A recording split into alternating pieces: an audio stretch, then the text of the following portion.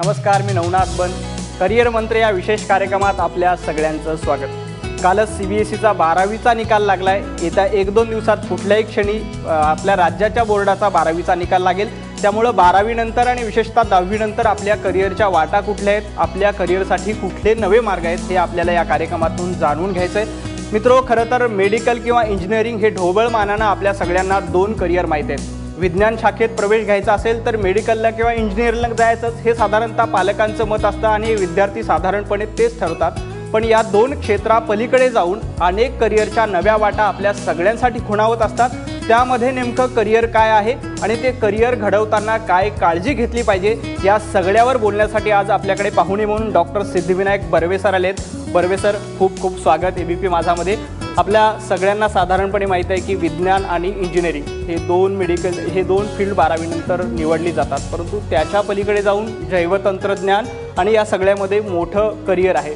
खरं तर असं म्हणतात की इन्फॉर्मेशन टेक्नॉलॉजी म्हणजे इंडिया टुडे आणि बायोटेक्नॉलॉजी म्हणजे भारत टुमारो. तर या भारत टुमारोसाठी कुठलं करिअरची वाट आहे? निश्चितच. जर का आपण उद्याच्या भारताचा विचार केला आणि उद्याला विज्ञान तंत्रज्ञान कसं असावं याचा विचार केला तर 21वे शतक आपण हे ज्ञानविज्ञानाचं शतक आपण मानतो. इथे माहितीचा स्फोट एका मोठ्या प्रमाणामध्ये होतोय आणि जगामध्ये जे देश विज्ञान आणि तंत्रज्ञानाच्या बाबतीत विशेष करून संशोधनाच्या बाबतीत पुढे जातील, निश्चितच त्या देशांची चलती राहणार आहे. मग इस्रायलसारखा छोटासा देश आहे जो अमेरिकेपेक्षा जास्ती प्रमाणामध्ये आज विज्ञान आणि तंत्रज्ञान मध्ये आघाडीवर आहे. आपल्या देशाला जर का असं करायचं असेल तर करिअरच्या वाटा निवडताना केवळ तथाकथित म्हणजे जर का आता तुम्ही जसं सांगितलं की केवळ 2च करिअर, की जर का एक मेडिकल असेल किंवा इंजिनिअरिंग असेल, याशिवाय सुद्धा करिअरच्या अनेक वाटा आहेत आणि ह्या वाटा भारताचा विज्ञान आणि तंत्रज्ञानाचं जे क्षेत्र आहे ते भरभक्कम करण्यासाठी आपल्याला या करिअर्समध्ये विशेष करून विद्यार्थ्यांना ह्याचा विचार करायचा हा पर्याय आपल्याकडे उपलब्ध आहे. आणि पर्यायाच्या पुढे जाऊन जर का आपल्याला असं म्हणता येईल की ह्याची आज गरज आहे, नितांत गरज आहे. ज्याच्याकडे ज्ञान आहे तो खऱ्या अर्थाने या जगावर राज्य करणार आहे आणि भारतामध्ये भारतीय युवकांमध्ये क्षमता आहे. भारत एक अतिशय तरुण असं राष्ट्र आहे. हा जर का आपण डेमोग्राफिक डिव्हिडंड जर का आपल्याला घ्यायचं असेल तर या युवकांच्या पुढे आपल्याला अनेक अशा संधी उपलब्ध करून दिल्या पाहिजेत आणि अशा अनेक संधी उपलब्ध आहेत.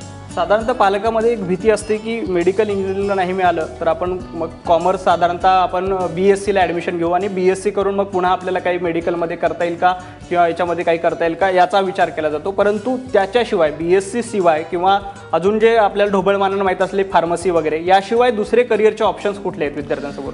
नक्कीच आहे. इथे आपण आज विचार करणार आहे की जर संशोधन क्षेत्रामध्ये ज्याला स्टार्टअप म्हणायचं, करेक्ट, ज्याला इनोव्हेशन म्हणतात, इनोव्हेशन आणि स्टार्टअप आणि संशोधन या विषयामध्ये आपण कुठल्या प्रकारचे करिअर नक्की घेऊ शकतो.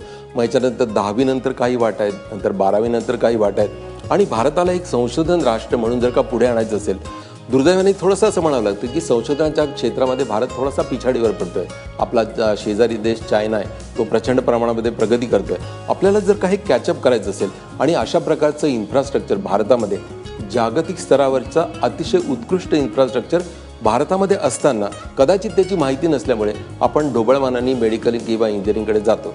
इथे जर का थोडंसं सांगायचं झालं की विज्ञानामध्ये करिअर करण्यासाठी आपल्याला इन्स्पायर स्कॉलरशिप जी दिली जाते, हा गव्हर्नमेंटच्या विज्ञान आणि तंत्रज्ञान विभागाचा एक प्रयत्न असतो आणि ह्या प्रयत्नामध्ये इन्स्पायर्ड करिअर थ्रू ज्याला एक रिसर्च आणि डेव्हलपमेंटमध्ये जर का करिअर करायचं असेल, एक perspective in science and technology जर का आपल्याला घ्यायची असेल, विज्ञान क्षेत्रामध्ये विद्यार्थ्यांना आकर्षित करायसाठी शाळेच्या पासून तसंच 12वीच्या नंतर विशेष करून 12वीचा निकाल लागल्यानंतर जे पहिल्या 1% मुलं येतात, 1% पर्सेंटेजमध्ये जे मुलं येतात, अशा विद्यार्थ्यांसाठी गव्हर्नमेंट जवळपास दरमहा 5,000 ते 8,000 रुपयापर्यंत स्कॉलरशिप देतात प्रत्येक विद्यार्थ्याला. पण याच्यामध्ये फक्त एक अट आहे. ही अट आहे की त्यांनी प्युअर सायन्स म्हणजे मूलभूत विज्ञानामध्ये करिअर करायचं. मग केमिस्ट्री असेल, बायोलॉजी असेल, नंतर मग फिजिक्स असेल, मॅथमॅटिक्स असेल आणि अशा प्रकारच्या म्हणजे इंजिनिअरिंग आणि मेडिसिनला न जाता जर विचार करा की तुम्हाला 12वी नंतर इन्स्पायर स्कॉलरशिपच्या प्रमाणे तुम्हाला जर का 5,000 रुपये अप टू ग्रॅज्युएशनपर्यंत, 8,000 रुपये पोस्ट ग्रॅज्युएशनपर्यंत, त्याच्यानंतर PhD, यामध्ये शिक्षकांना सुद्धा इन्स्पायर करिअर करण्यासाठी संधी उपलब्ध आहेत. त्याच्याबरोबर विद्यार्थ्यांना पोस्ट ग्रॅज्युएटसाठी सुद्धा संधी उपलब्ध आहेत. तर अशा किती इन्स्टिट्यूशन जर का इंडियामध्ये असतील ज्याला इन्स्पायर स्कॉलरशिप द्वारे याच्या पुढचा जर का आपण टप्पा बघितला त्याला आयसर म्हणतात. म्हणजे institute of education in science and research education असा आयसरचा फुल फॉर्म आहे. भारतामध्ये गव्हर्नमेंटनी म्हणजे डिपार्टमेंट ऑफ सायन्स अँड टेक्नॉलॉजीने जवळपास 6 ठिकाणी अशी अतिशय अत्याधुनिक अशी जी केंद्र आहेत ती उपलब्ध करून दिलेली आहेत. आणि इथे जवळपास प्रत्येक केंद्रामध्ये 100-150 पर्यंत जवळपास 700-800 विद्यार्थ्यांना दरवर्षी इथे प्रवेश मिळतो. आता इथे प्रवेश कसा मिळतो तर मग एक एंट्रन्स टेस्ट असते किंवा एंट्रन्स टेस्टपेक्षा एक किशोर वैज्ञानिक पुरस्कार योजना असा सुद्धा भारत सरकारचा एक अतिशय चांगला उपक्रम आहे. इथे विद्यार्थ्यांना म्हणजे जे आयसरमध्ये डायरेक्ट इन्स्पायरच्या थ्रू आयसरमध्ये येऊ शकत नाहीत त्यांना किशोर वैज्ञानिक पुरस्कार योजनेमध्ये एका परीक्षा देऊन आयसरमध्ये ॲडमिशन घेता येतील.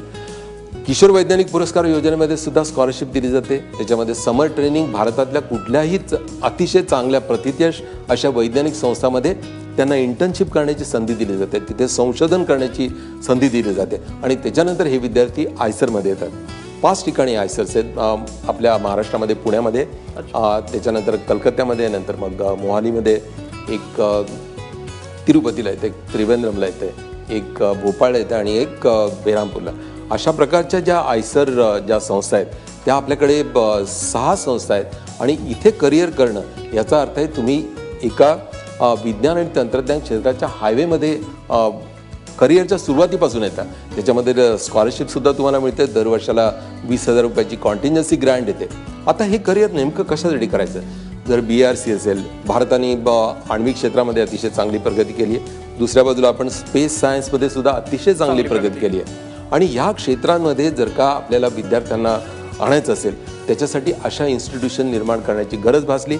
आज या इन्स्टिट्यूशन निर्माण करून 10 वर्ष झालेली आहेत. पण त्यातली हवी तशी माहिती मुलांना नाही. आणि विज्ञानामध्ये जर का करिअर करायचं असेल ही अतिशय चांगली संधी आहे. जागतिक स्तरावरच्या ज्या इन्फ्रास्ट्रक्चर या संस्थांमधून आपल्याला मिळते. त्यातला मूलभूत प्रश्न असा आहे की साधारणतः किती पर्सेंटेज त्या विद्यार्थ्याला हवेत, त्यांनी एंट्रन्ससाठी कशी तयारी करावी आणि त्या एंट्रन्स साधारणतः डेट कधी असतात आणि त्या करण्यासाठी काय काळजी घ्यावी? नक्कीच. जर का इन्स्पायर स्कॉलरशिप घ्यायची असेल तर जर का जो रिझल्ट लागेल म्हणजे 12वीचा रिझल्ट लागेल त्याच्या पहिल्या 1% जे मुलं असतात त्यांना इन्स्पायर स्कॉलरशिप बाय डिफॉल्ट मिळते. अच्छा. जर का आपल्याला आयसर सारख्या इन्स्टिट्यूशनमध्ये जायचं असेल म्हणजे 6 आयसर जे आपण बघितलं एक एंट्रन्स टेस्ट असते. पण आयसरमध्ये जाण्याचा दुसरा मार्ग आहे की KVPY जी स्कॉलरशिप आहे त्यांनी त्या मुलांनी पहिल्यांदा KVPY स्कॉलरशिपच्या परीक्षेला बसून KVPY ती परीक्षा उत्तीर्ण व्हायची आणि किशोर वैज्ञानिक पुरस्कार योजनेच्या थ्रू त्या मुलांना इथे येता येतं. पण आयसरमध्ये जाणारी बहुतेक मुलं 12वी नंतर एक टेस्ट देतात आणि त्या टेस्टच्या थ्रू त्यांचं सिलेक्शन होतं. पण हा मार्ग आपण फार थोड्या प्रमाणामध्ये घेतो. याच्यामध्ये ज्याला JEE जॉईंट एंट्रन्स टेस्ट म्हणतात की तशी जी ॲडव्हान्स JEE घेऊन सुद्धा या आयसरमध्ये येतात. नक्कीच. पण पर्सेंटेजचं काय? पर्सेंटेज आहे जवळपास 95% ते 96% पर्सेंटेजमध्ये म्हणजे एक टॉप क्रीम ज्याला म्हणता येईल. टॉप क्रीम इथे येऊ शकतं. पण जर का आपलं पर्सेंटेज हुकलं तर आपल्याला संधी एक किशोर वैज्ञानिक पुरस्कार योजनेच्या परीक्षेमधनं आपण आयसरमध्ये पुढे जाऊ शकता किंवा ही स्कॉलरशिप मिळवू शकता, इन्स्पायर स्कॉलरशिप मिळवू शकता. अशा संधी आज भारतामध्ये उपलब्ध आहे. त्याच्याबद्दल मी अजून एक सांगेन की जर का ज्याला तंत्रज्ञान क्षेत्रामध्ये जायचं असेल, विशेष करून आपण इंजिनिअरिंग क्षेत्रामध्ये जेव्हा विचार करतो, नॅशनल इन्स्टिट्यूट ऑफ टेक्नॉलॉजी ज्या भारतामध्ये असं एक मोठ्या इन्स्टिट्यूशनचं जाळ आहे, जवळपास 30पेक्षा जास्त इन्स्टिट्यूशन्स आज भारतामध्ये आहे. त्याच्यामध्ये IITs ज्याला म्हणतात की information institute of information technology जवळपास 20पेक्षा अधिक इन्स्टिट्यूशन्स आहेत. इथे JEEच्या थ्रू आपल्याला ॲडमिशन मिळू शकते. त्याच्यावर IITs आहेत. आज भारतामध्ये जवळपास 23 IITs आज कार्यरत आहेत. म्हणजे संधी आहेत त्या अतिशय उच्च दर्जाच्या विज्ञान आणि तंत्रज्ञान क्षेत्रामध्ये केवळ मेडिसिन किंवा इंजिनिअरिंगच्या व्यतिरिक्त अतिशय मोठ्या प्रमाणामध्ये उपलब्ध आहेत.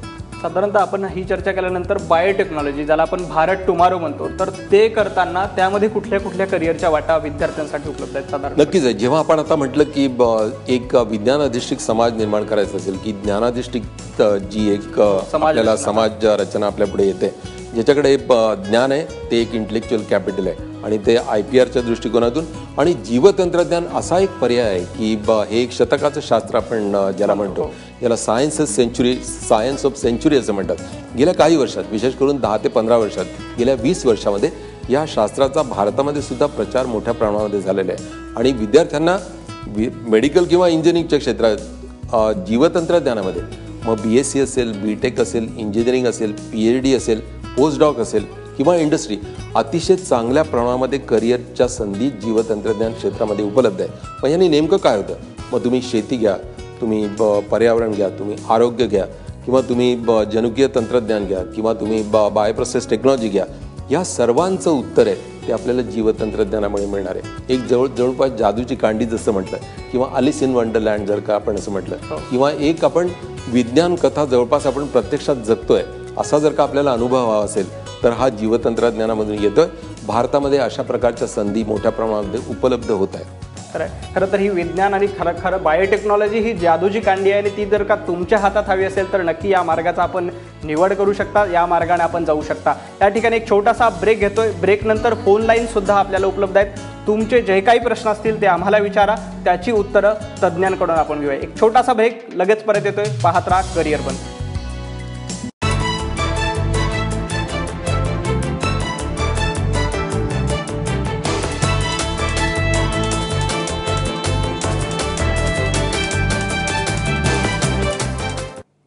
ब्रेकनंतर आपल्या सगळ्यांचं स्वागत. डॉक्टर सिद्धिविनायक बर्वे आपल्यासोबत आहेत. जैवतंत्रज्ञान आणि विज्ञान या विषयातलं करिअर आपण त्या विषयात चर्चा करतोय. सर, मगाशी जसा स्कॉलरशिपचा विषय निघाला ते सोडून आपल्याला समजा बायोटेक्नॉलॉजीमध्ये यायचं आहे आणि त्यात करिअर करायचं, त्यात स्कॉलरशिपच्या काही संधी आहेत का आणि ती कितीपर्यंत मिळू शकते? नक्कीच. जीवतंत्रज्ञान क्षेत्रामध्ये सुद्धा स्कॉलरशिपच्या अतिशय चांगल्या संधी आहेत. याच्या आधी आपण एक पोस्ट ग्रॅज्युएट सेक्शनमध्ये जर का आपल्याला अतिशय चांगलं करिअर करायचं असेल त्याच्यासाठी भारतामध्ये नायसर सारखा एक अतिशय चांगला ऑप्शन आहे. ओरिसामध्ये याची एक मोठी इन्स्टिट्यूशन आहे आणि मुंबईमध्ये आपल्या मुंबई विद्यापीठामध्ये CBS centre for basic sciences म्हणून ही सुद्धा ह्याच क्षेत्रामध्ये म्हणजे पोस्ट ग्रॅज्युएट लेवलचं जर का आपल्याला अत्याधुनिक विज्ञानामधलं शिक्षण पाहिजे असेल तर ह्या दोन संस्थांमध्ये अतिशय चांगल्या प्रकारचं शिक्षण आपल्याला मिळू शकतं. याच्या पलीकडे जाऊन आपण जीवतंत्रज्ञानाच्या बाबत जर विचार केला तर डिपार्टमेंट ऑफ बायोटेक्नॉलॉजीद्वारा जवळपास 900च्या अधिक जागा 27 ते 30 युनिव्हर्सिटीजमध्ये उपलब्ध करून दिल्या जातात. या अतिशय उच्च दर्जाच्या जिथे सुविधा आहेत अशा ठिकाणी ह्या जागा उपलब्ध करून दिल्या जातात. याला एक एंट्रन्स टेस्ट घेतली जाते आणि ह्याच्यानंतर प्रत्येक विद्यार्थ्याला स्कॉलरशिपसुद्धा दिली जाते. अशा प्रकारच्या जर का संधी असेल, जवळपास भारतामध्ये एक जवळपास 800 विद्यापीठं असतील आणि जवळपास एक 40,000 कॉलेजेस असतील. जवळपास प्रत्येक विद्यापीठामध्ये जीवतंत्रज्ञानाचा कोर्स आहे. पण मुंबई विद्यापीठाने गेल्या वर्षापासून जीवतंत्रज्ञानाचा स्टँड अलोन कोर्स केलेला आहे. म्हणजे 12वी नंतर जेव्हा तुम्ही ॲडमिशन घेता या कोर्समधून हँड्स ऑन ट्रेनिंग ज्याला स्किल त्या विद्यार्थ्याला दिलं जातं. त्याच्याबरोबर स्टार्टअपसाठी एंटरप्रेनरशिपची जी संकल्पना आहे ती त्याच्यापर्यंत पोहोचवली जाते आणि त्याच्याबद्दल मूलभूत जीवतंत्रज्ञान क्षेत्रासाठी जे आवश्यक रसायनशास्त्राचं ज्ञान असेल, फिजिक्सचं ज्ञान असेल ते ह्या कोर्समधनं म्हणजे 12वी नंतर हा मुलगा सरळ जीवतंत्रज्ञान या विषयामध्येच संपूर्ण करिअर करू शकतो. त्याच्यानंतर मास्टर्स संधी असतील, त्याच्यानंतर PhDच्या सुद्धा संधी आहेत. आपल्याकडे प्रथमेश दिगडे पुण्यावरून आहेत. प्रथमेश, तुमचा प्रश्न विचारा. हा सर, मी आता 12वीची परीक्षा दिली आहे. PCM ग्रुप होता माझा आणि मला तुमच्याकडून असं जाणून घ्यायचंय की आता मला इंजिनिअरिंग साठी जायचंय, तर मग त्यात कोणती साईड अशी चांगली की ज्याच्यात मी माझं करिअर करू शकतो? त्याला इंजिनिअरिंगला जायचं. नक्कीच. बघापासून आपण इथे विचार करतोय की इंजिनिअरिंग व्यतिरिक्त विज्ञान आणि तंत्रज्ञान क्षेत्रामध्ये अशा कुठल्या वाटा असतील. पण जर का तुला इंजिनिअरिंगला जायचं असेल तर AIEEE सारखी परीक्षा आहे, नंतर मग जॉईंट एंट्रन्स टेस्ट आहे, त्यासाठी IIT मध्ये असेल, त्याच्यानंतर इतर अनेक इंजिनिअरिंग कॉलेजेस भारतामध्ये जवळपास 4000च्या वरती इंजिनिअरिंग कॉलेजेस असेल. त्यांच्या यावर्षी वेगवेगळ्या प्रमाणामध्ये CETs घेण्यात येणार आहेत. पण पुढच्या वर्षीपासून जशी नीट परीक्षा मेडिसिनसाठी आहे तशीच एक इंजिनिअरिंगसाठी कॉमन परीक्षा भारतीय स्तरावरती घेतली जाईल. त्याच्या पलीकडे जर का विषयांबद्दल जर विचार केला तर इंजिनिअरिंगमध्ये सुद्धा बायोटेक्नॉलॉजी इंजिनिअरिंग आपल्याला उपलब्ध आहे. त्याच्याबरोबर नंतर मग केमिकल इंजिनिअरिंग आहे जे मूलभूत ज्याला कॉम्प्युटर इंजिनिअरिंग आहे. जवळपास 95 ते 97% मुलांचा कल असतो तो कॉम्प्युटर सायन्सला असतो. याच्या पलीकडे जाऊन जर का आपण बघितलं तर एरोनॉटिक्स सारखं आहे, केमिकल इंजिनिअरिंग आहे, इन्व्हायरमेंटल इंजिनिअरिंग आहे, पॉलिमर सायन्सेस आहे. अनेक अशा इंजिनिअरिंगच्या शाखा आहेत म्हणजे जिथे तुला ॲडमिशन घ्यायची असेल पण याच्यासाठी पात्रता आहे ती JEEची आहे किंवा IIT साठी ॲडव्हान्स पूर्ण करायला पाहिजे. अकोल्याहून सचिन आहे. सचिन, तुमचा प्रश्न विचारा. हॅलो. हा, बोला. मला असं विचारायचं आहे की बंगलोरच्या ज्या इन्स्टिट्यूट आहेत इंडियन इन्स्टिट्यूट ऑफ सायन्स त्यामध्ये ऍडमिशन. हॅलो, हा बोला बोला, आवाज येते, बोला. तर त्याच्यानंतर त्यानंतर आपल्याला काय ऑपॉर्च्युनिटीज आहेत, job opportunity? Indian Institute of Science बंगलोरची जर का गोष्ट करायची झाली तर ही अतिशय एक प्रीमियर इन्स्टिट्यूशन आहे. भारतातल्या टॉप 100 इन्स्टिट्यूशनपैकी नंबर 1 ची संस्था आहे ती बंगलोरची इन्स्टिट्यूट ऑफ सायन्स आहे. होमी भाभांनी जी स्थापन केली होती आणि आज जवळपास 100 वर्ष या संस्थेला होत आहेत. ह्या संस्थेमध्ये प्रवेश घेण्यासाठी त्याच्याबरोबर इंडियन इन्स्टिट्यूट ऑफ सायन्स आहे, IITs आहेत, नंतर मग नायसर, आयसर, ह्यासाठी ज्याला ॲडव्हान्स JEEची परीक्षा आहे तशीच इन्स्टिट्यूट ऑफ सायन्स बेंगलोरची एक सेपरेट परीक्षा होते. इथे ग्रॅज्युएशन सुद्धा इंटिग्रेटेड कोर्सेस आहेत. तसंच पोस्ट ग्रॅज्युएशनची अप्रतिम संधी, जागतिक स्तरावरची अप्रतिम facility he Indian Institute of सायन्समध्ये जवळपास सर्वच विषयामध्ये इथे मूलभूत शिक्षणाच्या संधी आपल्याला उपलब्ध आहेत आणि हा करिअरचा अतिशय उत्तम असा एक मार्ग आहे. पण त्याच्यासाठी जी भारतीय स्तरावरची म्हणजे राष्ट्रीय स्तरावरची एक परीक्षा द्यावी लागते. यासोबत आपल्याला पुण्यावरून शिवम आपल्यासोबत आहेत. शिवम, तुझा प्रश्न काय? सर, मला बायोटेक्नॉलॉजी बद्दल इन्फॉर्मेशन पाहिजे होती अजून. अच्छा, बोला, काय प्रश्न तुझा? बायोटेक्नॉलॉजी बद्दल आहे ना, म्हणजे नाही का ऍडमिशन प्रोसेस, अजून कॉलेजेस कोणते चांगले आहेत? ओके, नक्कीच. बायोटेक्नॉलॉजीबद्दल जर का मुंबई विद्यापीठामध्ये जर का बघितलं तर इथे 35 महाविद्यालयामध्ये हा कोर्स आपल्याला शिकवला जातो. महाराष्ट्रामध्ये बघितलं तर जवळपास 400 कॉलेजेसमध्ये हा कोर्स आहे तो आज शिकवला जातो. जवळपास सगळ्या 10-12 युनिव्हर्सिटीपैकी 400 कॉलेजेसमध्ये हा कोर्स शिकवला जातो. फक्त सिलेक्ट करताना आपल्याला हे बघायला पाहिजे की ह्या संस्थांमध्ये अतिशय चांगलं इन्फ्रास्ट्रक्चर असायला पाहिजे आणि तज्ज्ञ शिक्षक असायला पाहिजे. इथे आपल्याला हँड्स ऑन ज्याला टेक्निक शिकण्याची आपल्याला संधी तिथे उपलब्ध झाली पाहिजे आणि ह्या कोर्स घेण्याचा फायदा आहे की याच्या पुढे जाऊन आपण स्टार्टअप करू शकतो. याच्या पुढे जाऊन आपण एक इनोव्हेशन आणि रिसर्चमध्ये, कारण बायोटेक्नॉलॉजी हे एक इन्व्हेस्टमेंट ओरिएंटेड अशी जी इंडस्ट्री आहे, ह्याच्यामध्ये स्किल म्हणजे जे आधुनिक तंत्र जे शिकायचं असतं, जे तुम्हाला आत्मसात करायचं असतं, हे आत्मसात करायच्या संधी जिथे जिथे उपलब्ध असतील तिथे हा कोर्स करायला नक्कीच चांगला आहे. त्याच्यामध्ये प्लांट बायोटेक्नॉलॉजी आहे, त्याच्यात ॲनिमल बायोटेक्नॉलॉजी आहे, त्याच्यामध्ये जेनेटिक इंजिनिअरिंग आहे आणि बायोप्रोसेस, ॲग्रिकल्चर, फार्मा आणि बायोइन्फॉर्मॅटिक्स या 3 विषयामध्ये हे करिअर मोठ्या संधी आहे. या ठिकाणी अकोल्याहून कृपा आपल्यासोबत आहे. कृपा, तुमचा प्रश्न विचारा. आवाज येतोय? कृपा, आवाज येतोय? बोला बोला. हो, येतोय सर. बोला. हा सर, मी नंदुरबारून बोलते, कृपा धनगर. बोला बोला, आवाज, प्रश्न विचारा, एका वाक्यात प्रश्न विचारा. प्रश्न विचारायचा सरांना. तुमच्या टीव्हीचा आवाज कमी करा आणि एका वाक्यात प्रश्न विचारा. हा ठीक आहे. हा सर, सर मला असं विचारायचं आहे, मी BVC म्हणजे बॅचलर ऑफ व्हेटरनरी सायन्स, त्याच्यावरनं क्वेश्चन विचारते मी, तर त्याच्यात चांगलं आहे का सर? नक्कीच. बॅचलर ऑफ व्हेटरनरी सायन्स, मगाशी आपण जेव्हा मूलभूत शिक्षणाच्या संधीविषयी विचार करत होतो तर इंजिनिअरिंग मेडिसिन हा ऑप्शन आहे, त्याच्यानंतर मग जीवतंत्रज्ञान हा ऑप्शन आहे, विज्ञानामध्ये आधुनिक रिसर्च आणि इनोव्हेशनच्या ज्या संधी आहेत त्याच्याबरोबर ॲग्रिकल्चर आणि व्हेटरनरी सायन्स. भारत हा एक कृषीप्रधान देश आहे आणि जर आपल्याला व्हेटरनरी सायन्समध्ये करिअर करायचं असेल अतिशय उज्ज्वल अशा संधी इथे उपलब्ध आहेत. काही जी व्हेटरनरी कॉलेज आहेत त्यांची एंट्रन्स टेस्ट असते आणि त्या एंट्रन्स टेस्टच्या थ्रू तुम्हाला इथे ॲडमिशन नक्कीच घेऊ शकता. पण संधी इथे अतिशय चांगल्या संधी आहेत आणि भरपूर संधी आहे. खरं तर विज्ञान हा समुद्र आहे, त्या समुद्रामध्ये आपण जेवढं खोलात जाऊ तेवढ्या संधी आणि तेवढे मार्ग आपल्याला उपलब्ध होऊ शकतात. वर्वे सर, आपण इथं आलात आणि सगळ्या विद्यार्थ्यांना बहुमोल मार्गदर्शन केलं, त्याबद्दल खूप खूप धन्यवाद. करिअर मंत्र या कार्यक्रमात आज इथेच थांबतो. पुन्हा उद्या भेटूया नव्या पाहुण्यांसह. तोपर्यंत तुम्ही बघत राहा ABP माझा.